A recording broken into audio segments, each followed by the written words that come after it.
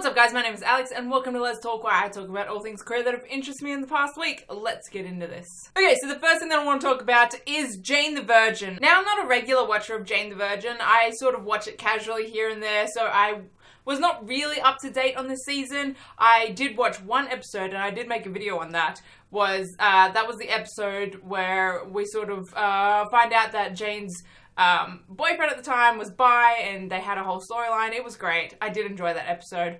But for the most part, I wasn't up to date with this season. But I was still a fan of the show, and huge fan of Petra. Huge shipper of Petra and Jane. Man, I've been shipping them for so long. And so my biggest wish for that show was for them to get together, obviously. But for them to be queer, right? Well, looks like that dream, that wish, that beautiful scenario might be coming into play. Okay, so here we go. I caught up on Jane the Virgin this season yesterday. I watched the whole thing yesterday. And great season, by the way. Definitely should watch it. So, Petra, my love, Petra, had a sex dream about her lawyer. Whose name is also Jane, but is nicknamed to JR to make things less complicated. Now, obviously, sexuality isn't as, black and white as, oh, I've had a sex dream about a girl, now I'm queer, right? I know it's a little bit more grey than that. But I feel like in the context of the show, the narrator, on top of that, did say, wow, what a sexual awakening or something like that. So I feel like maybe in the context of the show, it is safe to say that Petra is now canonically queer. Petra being bi is just everything, Now, if you guys are up to date with this season, you will know that JR, she's got some shady shit going on, but I feel like, I know I shouldn't say I trust the writers because, in the show, they tell you not to trust TV writers, so, but I feel like, look, if I'm gonna trust any show on the CW, it's gonna be Jane the Virgin. But, it's definitely been, hinted at and, shown that JR isn't necessarily evil. She's just sort of been, I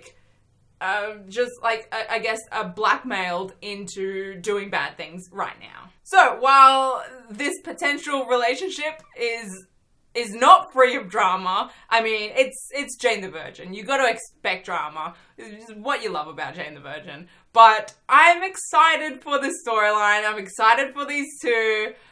I just really hope they do it well. And I just, like I said, they said don't trust TV writers in the show, which is just but I don't know. They just seem to do things well.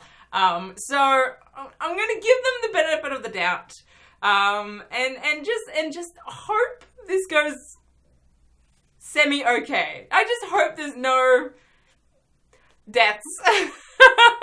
They haven't killed off the other two queer women in the show either. They've got their own sort of crazy storyline going on, but at least we haven't had them die yet. So yeah, I would recommend the show because it's a great show. It's very, very funny. But I'm very, very excited for this future potential storyline because, like I said, I absolutely love Petra. Obviously, I would have loved Petra and Jane, but Petra and JR they're very attractive.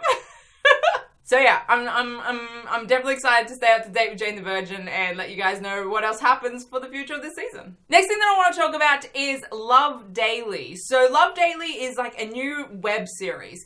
It, unfortunately, is not on YouTube. I have checked. It's not on YouTube. It is only available on the website Go90. Now, Go90 does have its own YouTube channel, but this web series in particular is not up on its YouTube channel. And unfortunately, this website Go90 is only available in the US, so that's a bit of a bummer. Though, if you have VPN for whatever reason, you can get around that technicality. But I wanted to mention Love Daily because the second episode is an episode that features Alexis Zall. You guys should know who she is. She's a YouTuber. She's great. may or may not have a little bit of a crush on her, but it's fine. But, so her episode is a lesbian love story. And, I mean, the Love Daily is sort of like a love story web series. It's like a different love story for each episode. And number 2 is Alexis G. Zall's episode, and it's really, really good. I really, really loved it. I really do highly recommend watching it if you can get onto the website and watch it. I'll have a link to the website. But yeah, it's a good watch. Honestly, I'm just all for watching Alexis like make out with chicks, so. So I definitely do recommend watching that. Next thing that I want to talk about is Queer Eye. Now, Queer Eye is a Netflix series. It's a reboot from an old series like Queer Eye for the Straight Guy, which I believe premiered like 15 years ago or something like that. I obviously had heard of the original original show. I think I'd seen episodes here and there when I was little, but really, I think I didn't really watch the show. And so I actually had not heard that they were rebooting it as a Netflix series. And so when it just appeared on my sort of like the banner thing when I went on Netflix the other day, I was like, oh, this is interesting. I'll give this a go and watch it. I did binge it in 2 days. I loved it. I really did love it. It's very emotional. There is one episode, I believe it's called Too Gay or Not Too Gay. So if you guys have watched the series, you'll know which episode that is. I was bawling by the end of it. I couldn't. It really hit me hard. So yeah, I really was not expecting anything going into watching Queer Eye. I was like, okay, I'm just gonna essentially watch a bunch of gay guys dress up as straight guy, right? It could be entertaining, let's do this. But it was just really, really good web series. Totally like surpassed any expectations I had for it. And I would definitely highly, highly recommend watching it if you guys have Netflix. Definitely do check it out. It's just a really good watch. I really enjoy it. And I'm so jealous of all of those guys. Like, I wish I had all their talents, to be honest. So yeah, the whole first season of Queer Eye is now up on Netflix, so definitely go check that out. And the next thing that I want to talk about is Legends of Tomorrow, because as you guys know, it's starting back up this week. It's returning from its sort of mid-season hiatus.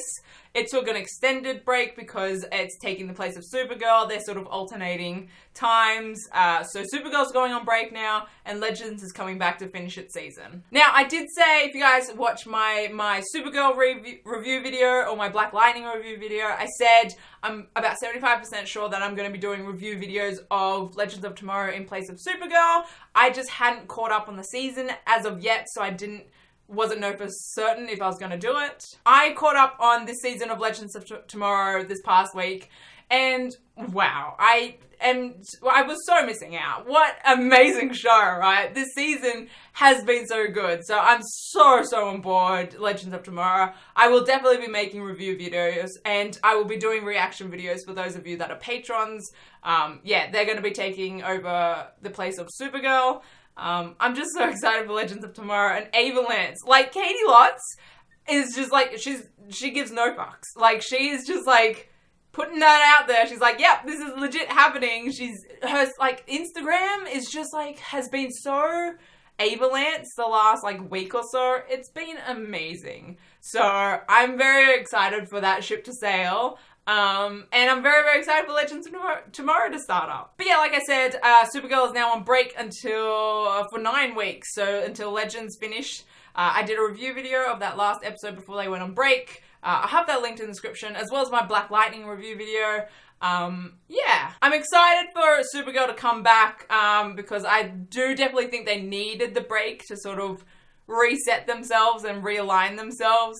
So I'm excited to see if and how Supergirl changes when they come back in 9 weeks' time. But that's for later. We're excited for Legends right now and for Black Lightning. I'm very, very excited for this upcoming week of shows. But yeah, I think that's about it from me. I want to give a big shout out to my Patreon sponsors. We got Alex, Marissa, Corey, and Kathy. You guys are incredible and help me do what I do. Like I mentioned, I do like reaction videos and all sorts of other stuff on my Patreon. So if you guys want to go check that out, that is linked in the description. But I think that's about it from me.